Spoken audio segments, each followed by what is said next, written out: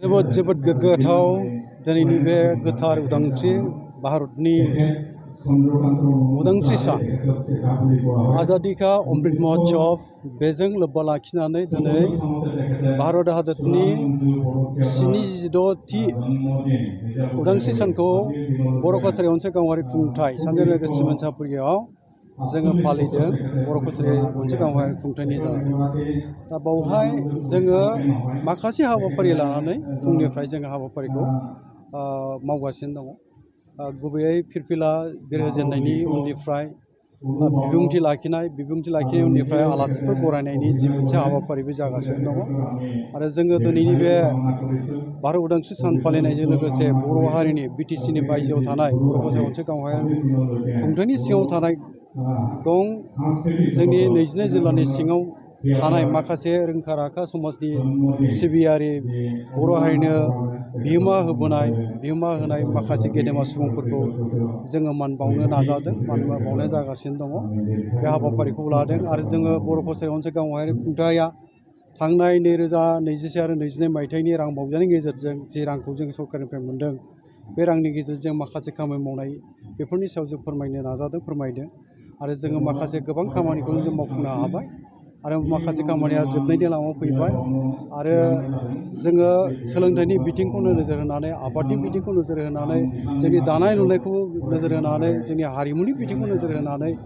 जोङो हाबाफारिफोर लानो हमदों गेलेनायनि बिथिंफोरखौ नोजोर होदों जोंनि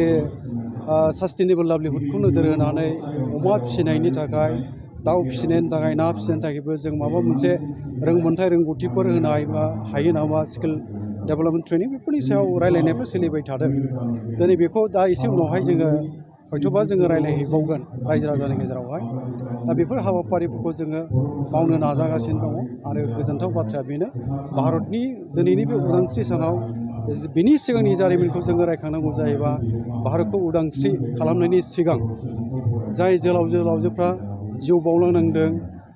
बेसेन गोसा जिउखौ बावलांनांदों बिथांमोना जेब्लाबो जोंनि थाखाय गोसोखांजाथाव जानानै थागोन दिनैबो भारत हादराव जोंनि जेंनाफ्रा जोबनो थाङाखै सिमा जेंना जम्मु काश्मीरनि बाथ्रा चाइना लादाखनि बाथ्रा जों खोनायो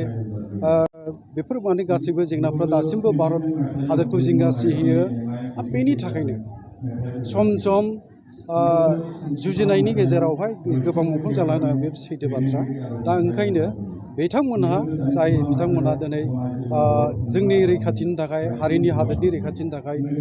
गावखौ बावसोमनानै हाबा मावगासिनो दं बिथांमोनहा जेब्लाबो जोंनि थाखाय फुजिनां गोसोखांजाथाव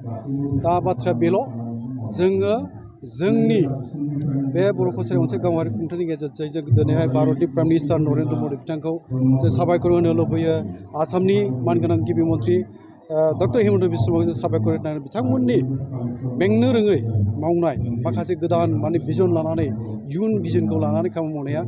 जोबोद बाख्नायथाव गनायथाव आरो जोंनि थाखाय भारत माहारिनि सुबुंफोरखौ थारैनो इयुन दिगाव मोजां मोनसे राहा लामा फैगोन जों मिजिंथिनो हायो एसे उनाव बुंगोन आङो नैबे समाव दा बुंनो लुबैया